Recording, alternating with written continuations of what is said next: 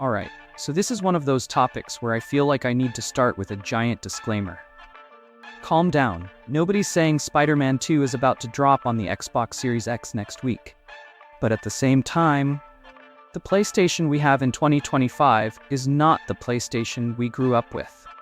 And Sony's latest statements, paired with their recent actions, tell me they might be quietly preparing for one of the biggest shifts in their entire brand's history.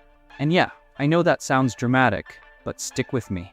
Because this is one of those if you connect the dots, the picture is way bigger than it first seems situations.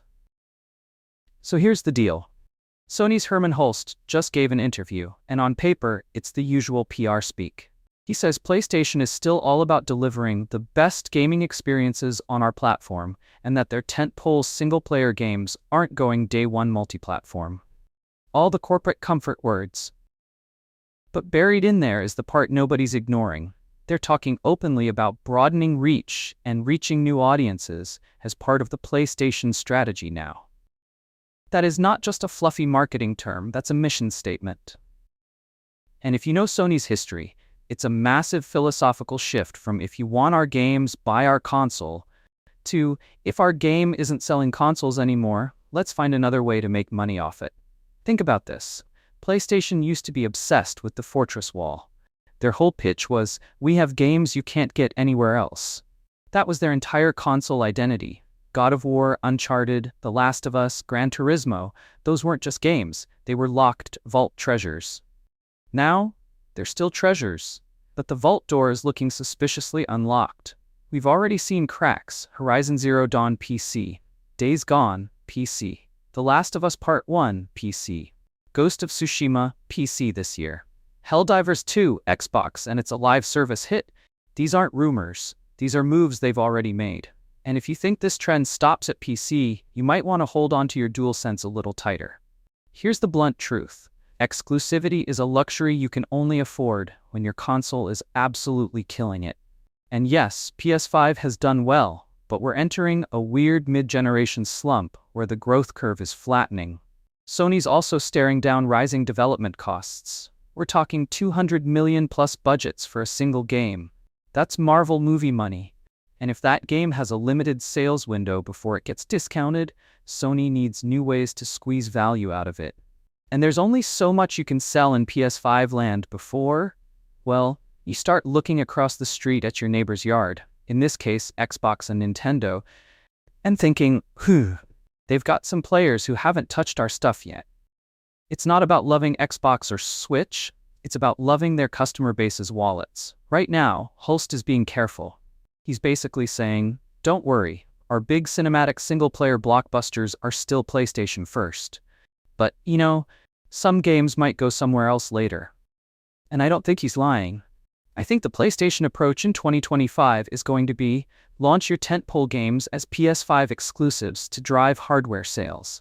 After 1 to 3 years, port them to PC to get that second wave of revenue. And then, and here's where it gets spicy, a few years later, port select older titles to other consoles. Not everything, but enough to matter. And before anyone says, they'll never put God of War on Xbox, tell that to Sega fans who swore Sonic would never be on Nintendo hardware. Tell that to Microsoft, who now publishes Minecraft on PlayStation. Sony already sent MLB The Show to Xbox. And yes, that was a licensing thing with Major League Baseball, but you know what?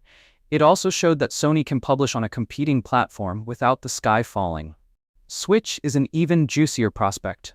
Imagine if The Last Guardian or Gravity Rush landed there. Lower-spec ports of PS4-era games could sell crazy numbers on Nintendo's handheld. And Nintendo players? They'll happily buy an older port at full price. If this happens, the internet will be a battlefield. Hardcore PlayStation fans will scream betrayal.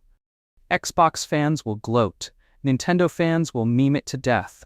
And everyone else will just be happy they can finally play these games without buying another console. We saw this exact cycle when Horizon hit PC. People were furious for like 2 days, and then the world moved on. The game still sold like crazy. Nobody stopped buying PlayStations because of it. That's the part I think Sony knows now.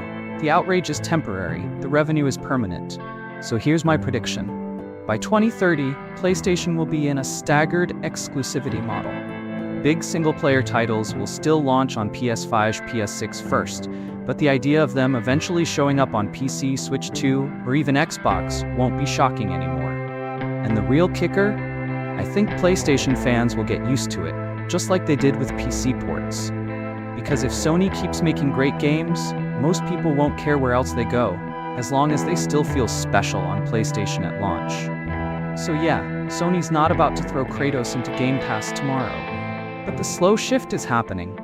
The walls around PlayStation's exclusive library are getting lower, and eventually, some games are gonna slip through to places we never thought we'd see them. And when that happens, we'll all pretend to be shocked, but deep down, we'll know we saw it coming.